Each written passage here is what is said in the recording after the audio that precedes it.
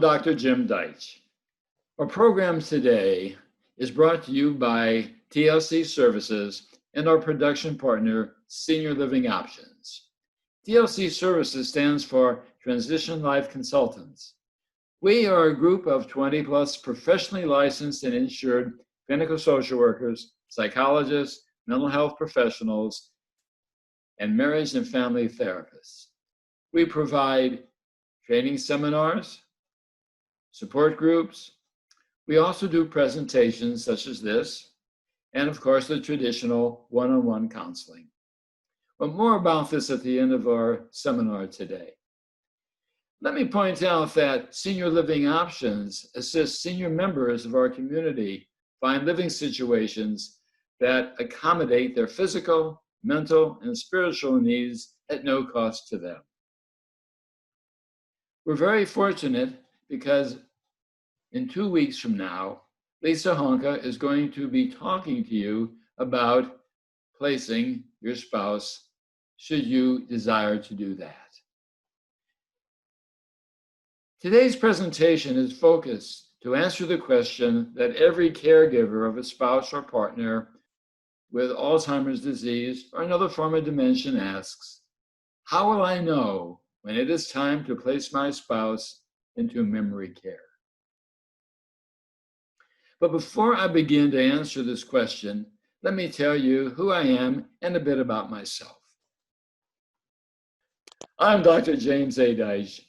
I've been a clinical social worker for over 60 years. I'm licensed in both Florida and Hawaii. I served as an Air Force clinical social worker and consultant to the Air Force Surgeon General for over 23 years, retiring at the rank of Lieutenant Colonel. I then taught for many years at the University of Hawaii, first in the School of Social Work, and then in the Department of Family and Consumer Sciences. And that's fancy talk for home economics.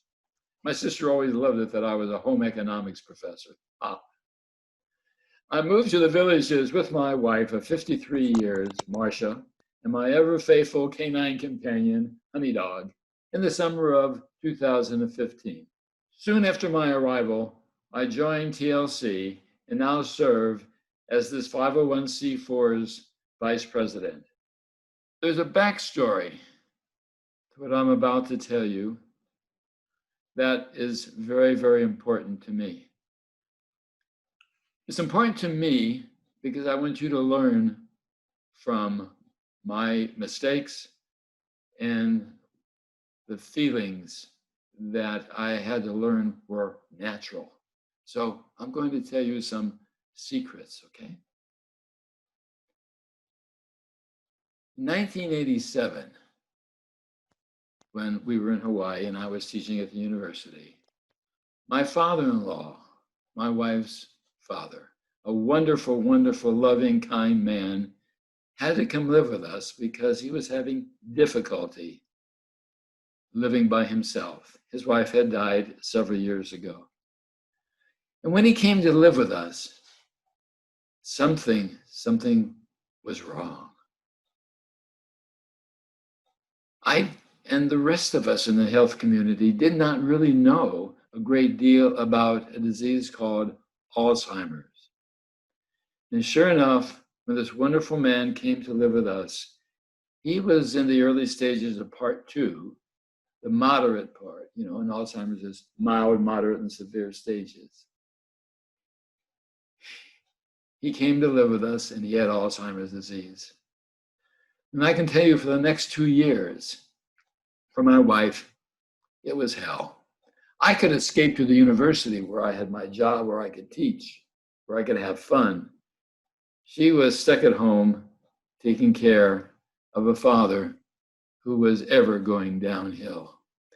This wonderful man that I dearly loved would come and hit me and claim that I was stealing his money. That wasn't my father-in-law, a very, very generous man. It was a very, very difficult time in our life, and it took my wife's health. I really, really do believe that. Well, let's move ahead to 2016. We were now living in the Villages for 6 months when something happened. my wife fell and broke her hip.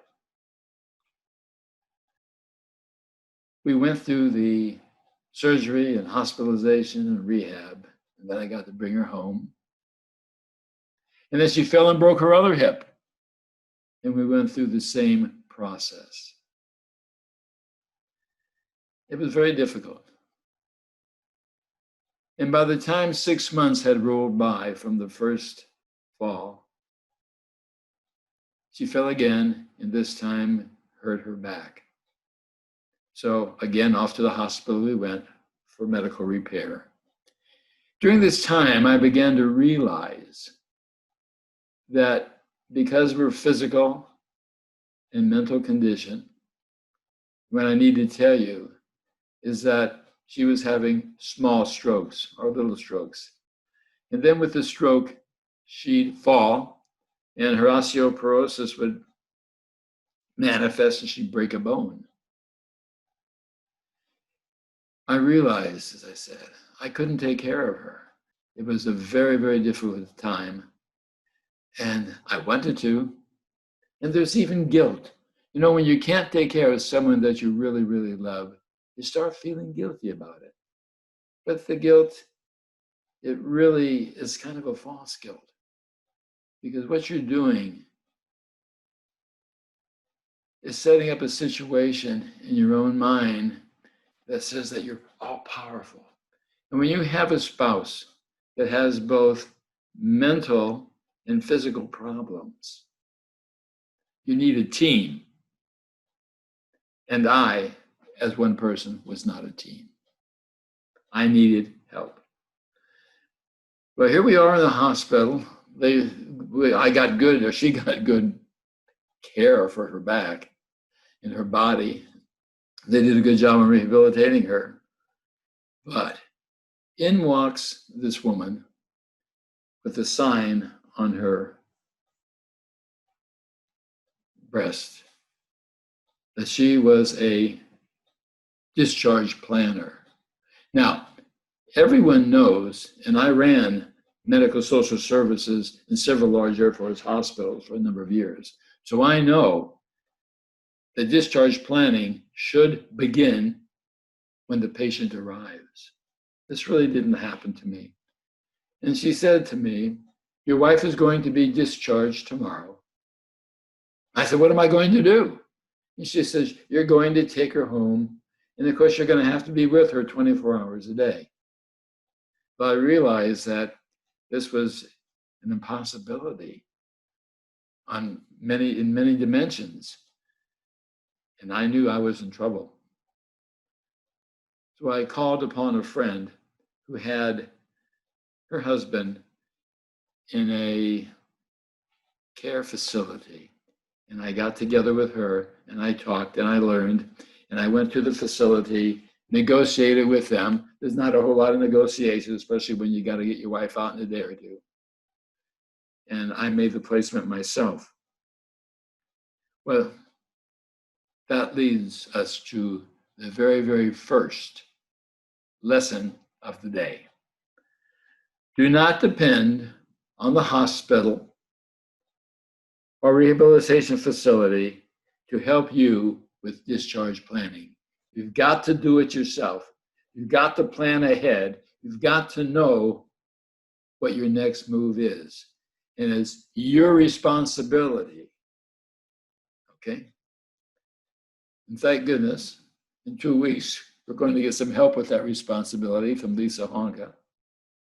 But you've got to know that it's your job to make sure that your loved one is going to be placed properly in an environment where a team can help you give her better care than you could by yourself. Now, flash again very quickly to last January. I was asked to give a talk to a group of people whose spouses were in Alzheimer's care facility. Actually, this was a daycare facility for them where they would come and do activities. and the spouses were then being given an education as well as some freedom. I gave my talk, which was on relaxation, and I used some of my ability as a clinical therapist and hypnotherapist. And when I was done, they applauded. Now, sitting at my side was my daughter, Frances. And I've got to tell you that, and I guess I'm bragging as a daddy here, that my daughter is an Air Force bird colonel. She's a PhD. She was at the Pentagon in intelligence work, and now is a associate dean at the National Intelligence University in Washington, D.C. And on the side, she's studying counseling. I think I may have had some kind of a influence on her. So I brought her to kind of show off what daddies do. And then the man across the way said to me something to the effect, which was not in my prepared context of speech. He said, "Doc, you're the experts. How did you know when it was time to place your wife into memory care?" And I'm stunned because there was a question I wasn't expecting. It was almost like a confessional, and I had my daughter next to me. And all I could say was, I knew I couldn't take care of her. I just knew I needed help. Well, I thought I owed them more, but the time was up. And it wasn't but a few days later that the coronavirus caught up with all of us. And so I sat down and I started researching this. You know, I was an old college professor, and so I know how to do research. And what I found was I couldn't understand half the research. It was just beyond me. Maybe I'm getting old, or maybe it's just not written for the average person, or even one that's a little bit above average to understand. Now, the Alzheimer's Association produces good information. They do. But I thought I could do even better. So that's what this talk is all about. Now, in front of you, you have learning objectives. The old college professor says that you can't have a course without learning objectives. So I want you to know that I have prepared 2 of them, and these are really important. And I want you to know the factors strongly related to the decision that goes into placing one spouse into a memory care facility. You must look at all of the factors and then make your decision. And I think I have grouped a lot of factors that are really important. And the second thing I want you to know when you leave here is that memory care placement is not abandonment, but it's a way to find a new balance in the marital relationship and an improvement in the level of one's care for one's spouse. Those are the 2 learning objectives. Okay, slide please.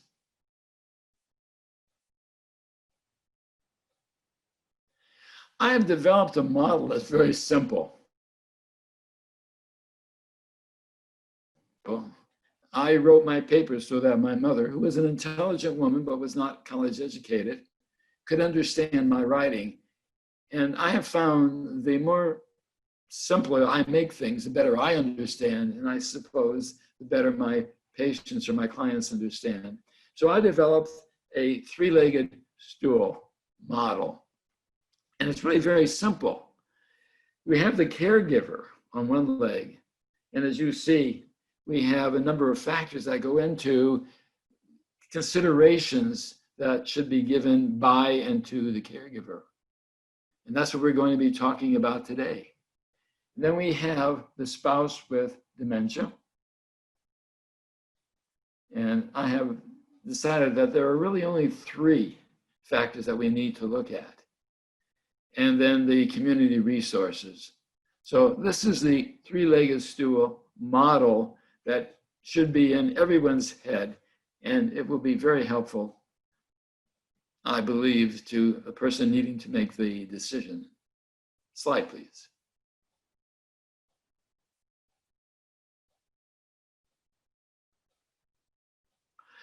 Let me tell you about the population from which I generalize my talk today. It's an older couple. They live together. They're retired. And physically, the caregiver is okay, but maybe could be deteriorating a bit. And the spouse is not okay. Whatever stage of deterioration they're in, it's affecting their physical and, of course, their mental abilities. And of course, on the other side, we have the caregiver, and they're under stress, but mentally they're okay. Now, the finances for the situation are good. Extended family is not anywhere around. Extended family is in New Jersey, it's in Massachusetts, it's in, well, they are not in the villages or even near the person or persons. So the extended family, if you have them to be able to help you, that's good. But most people don't have that. Well, the neighborhood is friendly and supportive, but neighbors aren't going to come in and really give you everything you need because they have their own problems. They have their own problems that need immediate attention.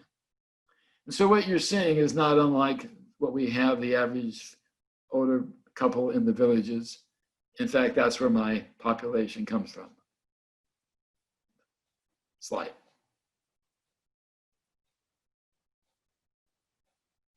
Now there's three models, three classifications here, or legs on this stool.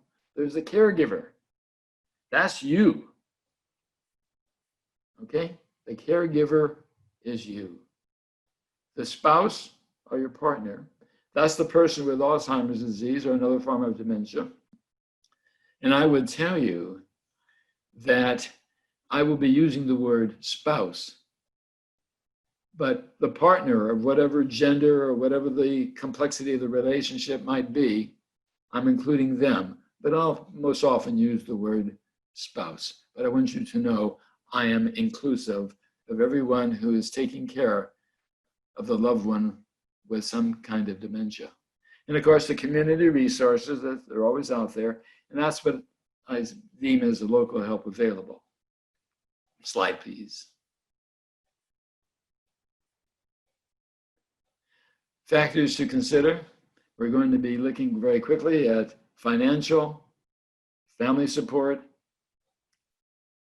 spirituality, the mind, the body, and an idea about early placement. So let's just take one of these at a time, because these are the 6 factors I think we need to look at when talking with the caregiver. Or if you're the caregiver, these are the 6 factors that you need to look at about yourself. Okay. Financial. Gang, I'm going to tell you something. Without sufficient funds, memory placement may be hampered. Okay? There are other ways to get around this. And of course, Lisa is going to give us a talk on July the 15th. So let me just tell you about what happened to me. I got Marcia into an assisted living memory care placement. And it cost me in 2016, $300 a day. Now that's $9,000 a month. That's $108,000 a year. That's pretty expensive. It may be higher today, or at least you may know of other places that are less expensive and maybe just as good. But I was very lucky, and I say thank God, my spouse had long-term care insurance. And the long-term care insurance added to about $300 a day. So I was pretty lucky in this. But let me tell you, it's an expensive undertaking. So you have to know about your financial situations. You have to know what your budget will handle. And then you can talk intelligently to anyone who is there, like Lisa, to help you to help you get through this. Okay? That's financial. You have to have money. Money is important. Slide.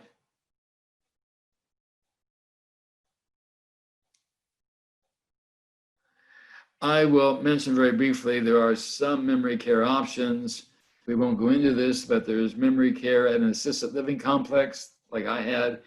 There is, you can go into assisted living for a couple together. There's care in the home, and there's also adult daycare that you can purchase. But that's not what we're here for today. I just wanted you to know that there are options. Slide, please. Let's talk about your mind. And I'm really talking to you, the caregiver. Let's talk about depression. I'm going to tell you that caregiving increases depression. As your spouse deteriorates, it gets harder and harder. And depression is one of the ways. It can be mild. It can be maybe dysphoria. But there's some kind of depression that gets in there. And as you get more and more depressed over what you're doing, trying to care for this person that you love, your mind power for successful caregiving kind of lessens and lessens. And research has shown that one of the two major factors for placing your spouse into memory care is depression on the part of the caregiver. So if you're feeling down, just know that that's normal and usual and you're not crazy, okay? Next slide.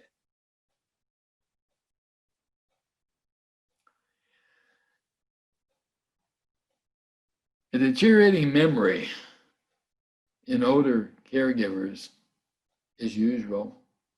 I'm 83. I'm not as quick as I was when I was defending my dissertation. And I'm not as quick as when I was making major decisions during Vietnam. That man has just gotten older, but I'm okay. I still have enough to talk to you. But yet, we have to realize that as we get older, we're not as sharp as we were.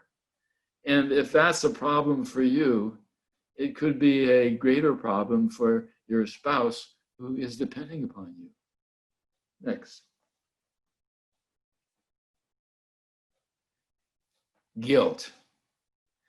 I have yet to meet a person who struggles with the idea of placing their spouse into memory care that doesn't have some degree of guilt.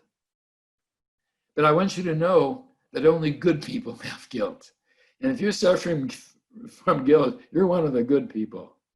Bad people don't have guilt. Only we good human beings do. I found that the guilt that we suffer from is seldom real, and it's mostly imagined.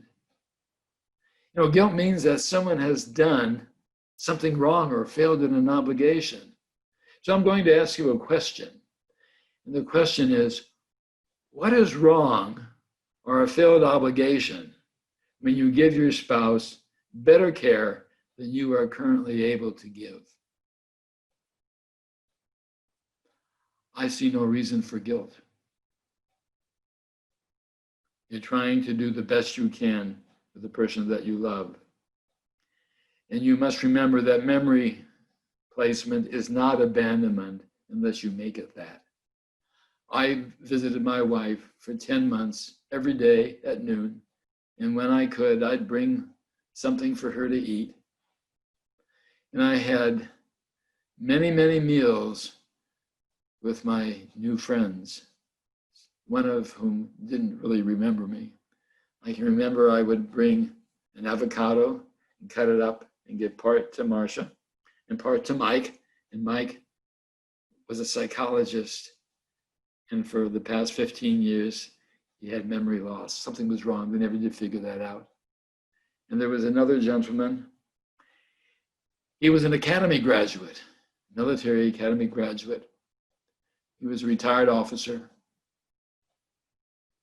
And he kind of knew who I was when we first came, but in a short time, his mind was gone. And it was so sad to see a man who was once vital and brilliant sit there with his face on the table with no memory. Those were not easy days for any of us. Next slide. Your body. Come on, gang. Our body is deteriorating. I have aches and pains that I never knew I had places to have them. And that's because I'm just getting older. And when you get older, it's more difficult to take care of someone else when you hurt. And remember, as your spouse's activities of daily living, they call that ADL, deteriorates, the physical burden on you increases and becomes greater and greater. So your body has a limitation. And think of it this way, especially if you're a woman. You have a body that is 100 and 105 pounds. You're getting frail. And you've got this man that you've loved your whole life. And he's maybe 160 or 180 pounds. How do you get him up in the morning to toilet? How do you get him up to transfer him to some kind of vehicle to toilet him, to bathe him, to get him to eat, to the kitchen, to get him into the car to drive him to the doctor's office? How do you do all this when he weighs twice as much as you do? I've known several ladies who have actually injured their own backs trying to take care of their spouse. You have body considerations of your own you need to take care of and be careful of. Slide, please. Spirituality. I often think of body, mind, and spirit, but I think spirituality is the word I'm really looking for.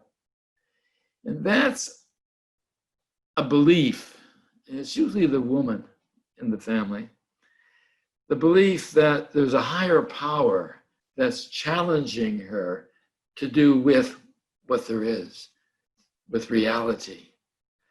And if you have a spouse whose cognitive abilities are boosted by a belief in a power greater than themselves, that's fine.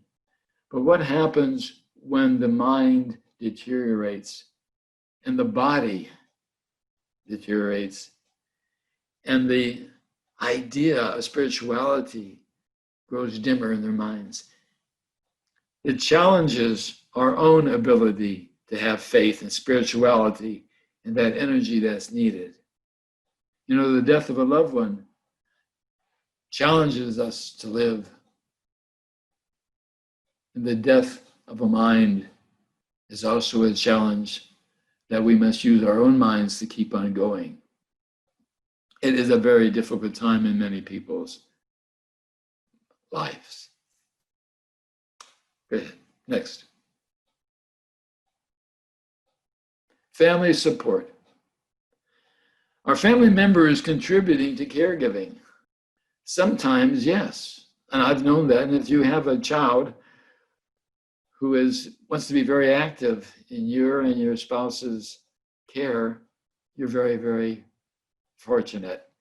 But it's rare because most of our children nowadays live far away from us and they have problems of their own that they have to solve.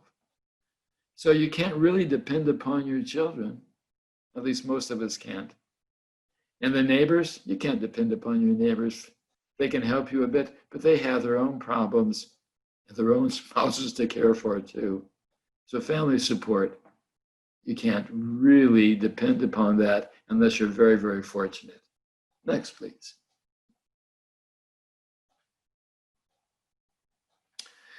I have found that many seniors living together are not legally married. They love each other, they're devoted to each other, but legally, they are not wed, which brings up a very, very important question. Does a caregiver have legal authority to place the impaired spouse into a medical or care facility. And if you're one of those persons that love who you are with, but do not have legal authority to take care of them or to make major decisions about their care and their life, what you need to do is get yourself down to an attorney and get that put in writing to make sure that you have that legal authority for your very special, significant other. And if you don't know where to go, perhaps Lisa will be able to give us an idea. But your neighbors have certainly gone to lawyers, and either they like or don't like them. So a good place to start is by asking your neighbor. But do have that legal authority to do what a legally married couple can do. Please. I hadn't thought of this, but it's so obvious. I want you to think about the possibility of you and your spouse moving into an assisted living place fairly soon. You know, if you know you're going to need help, maybe it's time to think about it and do it now. You know, it's an easier transition into a memory care unit for your spouse if they've had visitations, that they've been there. And I want to assure you that it's an easier transition into life without your spouse or partner if where you live is already well established. Going back to my earlier thought on the transition, think about this. Your memory is growing dimmer and dimmer. And all of a sudden you're uprooted from your home and you are put on a desert island to survive. Is this fair? What about our spouse that we want to put into a memory care place, a facility, but they don't have a good memory system working for them? And all of a sudden they find themselves in a place where I think it's very important that people realize that whatever they're feeling, it's all right to feel. We're not trained to have a partner who deteriorates. That's not what we learn in school or from our parents. Yeah. And whatever you're feeling, it's all right to feel.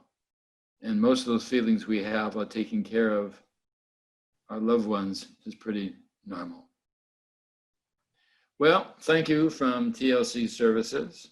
We're grateful for your donations. And let me say this, that we do our work at no charge to anyone. But it does take some money to run the office and to print paper and to do those things that are just seen as mundane. So any donation goes to the operation, so we thank you very much. And if you want any more information or assistance, please visit our website at tlc-services.org or call 352-322-0576. And if anyone wants to work on a plan with me regarding a loved one or themselves, I'd be happy to meet with them one-on-one, or we can do it over the phone. My services, again, are complimentary. I help people find support in their house, support groups, mental health specialists, neurologists, but I also help people if they're thinking about doing a respite stay in perhaps an assisted living or memory care. I help them with placements to find the best ones for their medical, financial, and wish lists. So again, my services are free. I'm here in the Villages, and I've helped nearly 1,000 families in the 4 years that I've had my company. So I'm here as a resource for families. So certainly you can contact me. My information is always in the Villages Sun and the Sunday paper. So thanks so much for joining us today, and I'm looking forward to seeing you at our next Zoom call. Have a great week. Bye-bye. Bye. It is your duty Thank you for your time. It's very much appreciated. Thank you, Jim. We learned a lot about your journey. That is tough, right? You had all those opportunities when your wife kept falling and no one reached out to you to figure out what the plan was, right? And then the social worker said, tomorrow's the day. That's a crisis. And you navigated that in record speed, right? With the help of my social worker friend, Yeah, who is a TLC member, by the way. yeah. And I thank God for that experience and that help. Yes. Right. So a lot of families that I work with, they work years in advance on a plan, right? Medical, financial, emotional, whether they start with in-home care and then maybe daycare, because sometimes the journey, although yours felt long, it was relatively short. A lot of times people that are diagnosed with Alzheimer's or Parkinson's are walking that journey for sometimes 10 or 15 years, right? And And that's one of the it's very difficulties long. with Alzheimer's, that you don't know when it would go from mild to moderate and to severe. And Right, we don't know the speed at which it goes. So we right, do need a plan. Yes, Lisa, you are absolutely correct. right, right. So part of what I work on is just even that 5 years out, 10 years out, because when someone's diagnosed with anything, right, cancer or they've had strokes, they've had minor TIAs, perhaps they're a diabetic and a brittle diabetic, but then they also have Parkinson's. He at any time could change dramatically. And the caregivers are often the ones, 65% of caregivers go first. So it's really important to have a plan because you never know if you're going to have a gallbladder attack or need a hospitalization. And then what do you do with your loved one? You certainly can't leave them at home. So it's always good to have a plan, explore places. You know, you just brought up something that's very important. You say 65% of the time the caregiver goes first. That's how stressful it is being solo and taking care of someone who has multiple physical and mental problems. I don't think that we really know how tough it is until we are in those shoes. Yeah, sorry about that. We're having a thunderstorm above my house, so unstable bandwidth. Sorry about that. God is on top of you there. Right? God is above me, right? Oh, So yeah. Taking again, care of you. right, right. So I can help We need you. the frail elders. So it's really good, again, to reach out to your support system, whether that be your adult children, your neighbors, your friends, your doctor, your physicians, your neurologist, and really start getting a plan. I often work with doctors to identify even some of their patients who come in who look different, right? Significantly different, loss of weight, or perhaps maybe disheveled, unshaved, or miss appointments because they forget that they have appointments. So it is really important to know who your support system is, whether it be your family, your friends, your loved one, your partner, brothers or sisters, who that's going to be, your physicians, and then really making a plan because not all people have long-term care insurance, right? So trying to figure out, is this Medicaid, right? Because some people Yeah. just profoundly have no money. They may have a reverse mortgage. Or are they going to be perhaps selling a home, and what does that look like? Is one spouse going to be staying home versus the other one who's walking a very different journey? Sometimes the age difference between people and the medical journey is profound, right? 10, 15, 20 years. And for some people, they can't imagine living in an assisted living yet, but their spouse or their partner has memory issues, and they're going to stay home and visit so that they still have the quality of life in the villages, but still be the partner and not the caregiver. So everybody has such different stories, and it's important to kind of know where their stories are. So let me ask you this question. As you kind of look back at what happened to you and your wife, when you finally made the decision, and now looking at it years later, do you think that you should have done it sooner?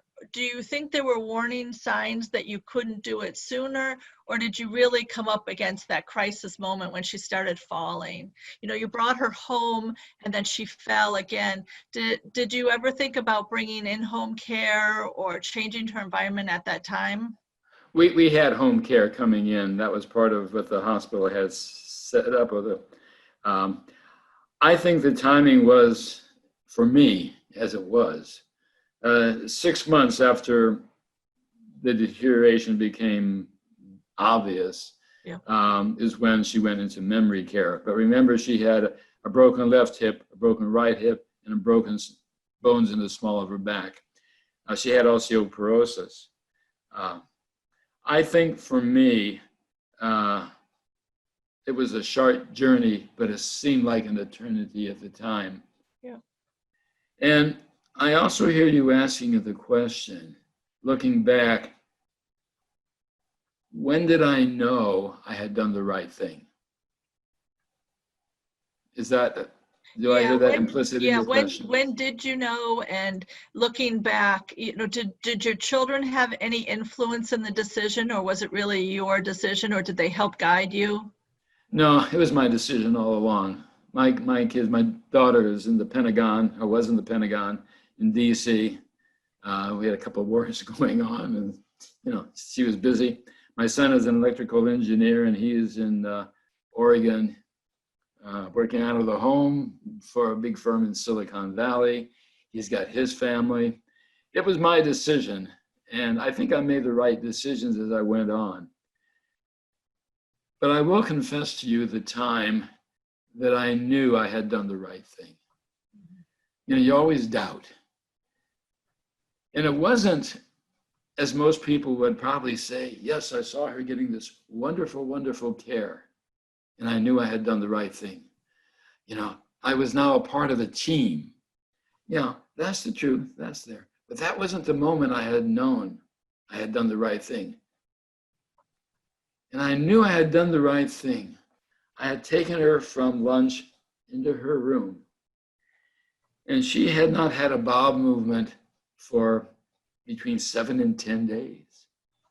And I got her into the room, and it was like her intestines exploded, and a bucket of human waste was strewn throughout the room, all over herself, all over the things, over the toilet. It was a mess. It was a horrible situation. And I called for the aides, the women who were in the place, to come and help me. And they came in, they sent me out of the room. They said, I'll take care of Miss Marcia. And at that moment, I recognized that physically and mentally, I needed to be a part of a team taking care of her. It was just an awful mess. And that's when I realized, Jim, you did the right thing. So you see, it wasn't a dramatic, it was a real thing. And by the way, the other part of why people place their spouse into memory care is when the spouse loses control of the bowels and bladder and starts messing up the house. That's the other thing we're going to talk about. So that was my moment of truth. It wasn't glamorous, it wasn't glorious, it was real. And I share that with you, and I've never shared that with anybody else. But that's how it is, gang.